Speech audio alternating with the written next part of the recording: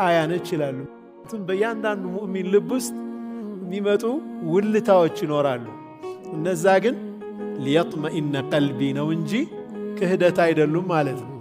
ነቢዩም ሰለላሁ ዐለይሂ ወሰለም ይህንን ሙዕጂዛ አላህ ሲያሳያቸው መጀመሪያ ኢማናቸው ጽኑ ነው፣ ይህ እርግጥ ነው።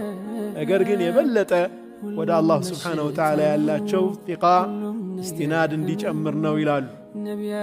እዚህ ግባ የሚባል እንዳልሆነ እንዲያዩ ሰፊውን ዓለም አላህ አሳያቸው ማለት አንተ ምድር ላይ አልቀበልህ ብለው አሳደውሃል። እንግዲህ ከጣኢፍ መልስ ነው ኢስራእና ሚዕራጅ የመጣው።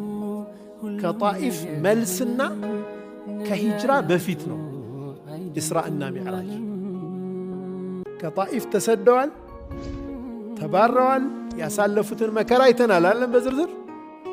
ምድር ላይ ያሉት ሰዎች ገፉህ። ስለዚህ መስተንግዶ በሰማይ ቤት ተደረገላቸው።